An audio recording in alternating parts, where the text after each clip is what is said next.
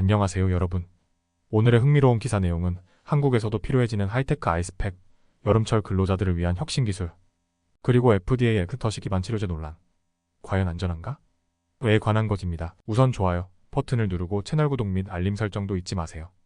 여러분의 관심과 지지가 저희에게 큰 힘이 됩니다. 첫 소식은 여름철 무더위에 시달리는 근로자들을 위한 혁신적인 기술에 대해 이야기해보려 합니다.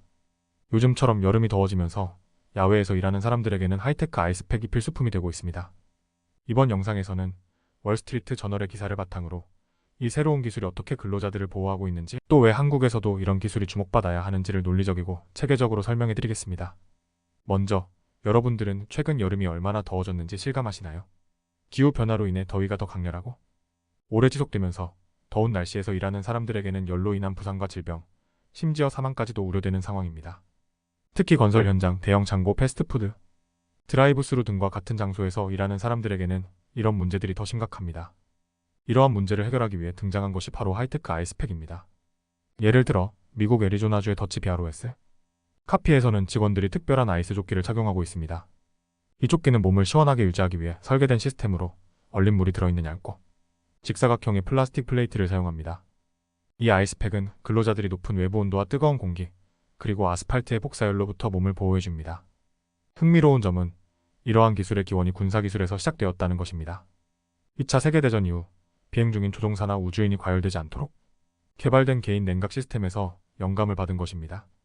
현재 이 기술은 군인들뿐만 아니라 일반 근로자들, 테마파크의 마스코트, 심지어는 코스플레이어들까지 널리 사용되고 있습니다. 여기서 잠깐 상변화 물질이라는 용어를 들어보셨나요?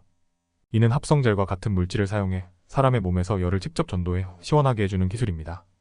이 기술은 특히 일본에서 인기가 많은 팬츠킷에도 적용되고 있는데요. 실제 팬이 포함된 이 재킷은 착용자가 계속해서 시원함을 유지할 수 있도록 돕습니다.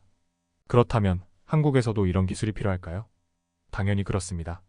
한국의 여름 역시 점점 더 뜨거워지고 있으며 특히 건설 현장이나 야외 행사, 그리고 배달업 종사자들에게 이러한 냉각 기술이 큰 도움이 될 것입니다. 또한 이러한 기술은 근로자들의 안전을 높이고 업무 효율성을 증가시킬 수 있는 중요한 요소가 될 것입니다.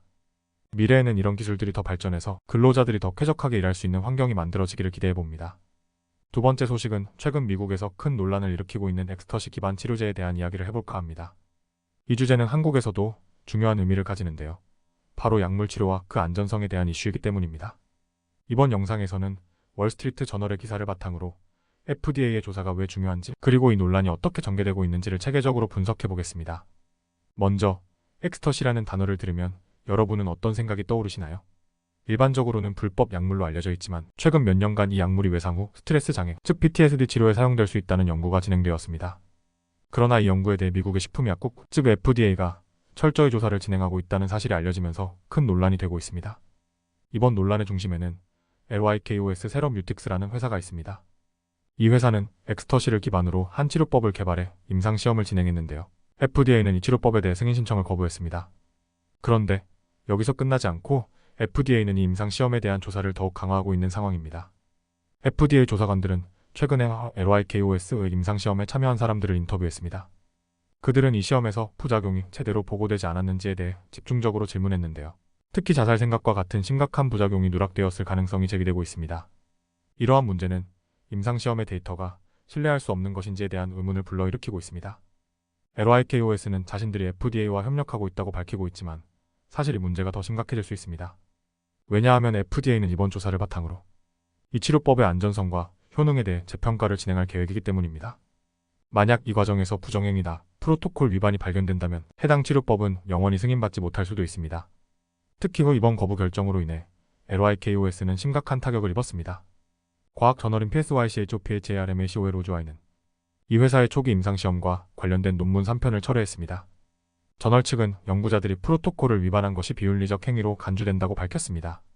게다가 LYKOS는 직원의 75%를 감축할 계획이라고 밝히면서도 약물요법에 대한 신청서를 다시 제출할 계획을 가지고 있다고 발표했습니다. 그렇다면 왜 이 문제가 한국에서도 중요한 걸까요? 바로 약물 치료에 대한 신뢰성 때문입니다. 우리는 신약이 시장에 출시되기 전에 철저한 검증 과정을 거쳐야 한다는 사실을 잘 알고 있습니다. 만약 이러한 검증 과정에서 오류가 발생한다면 그 약물을 사용하는 환자들의 안전이 위협받을 수 있습니다. 따라서 FDA의 조사가 끝나기 전까지는 이 엑스터시 기반 치료법이 과연 안전하고 효과적인지에 대해 신중한 접근이 필요합니다. 오늘은 여기까지입니다.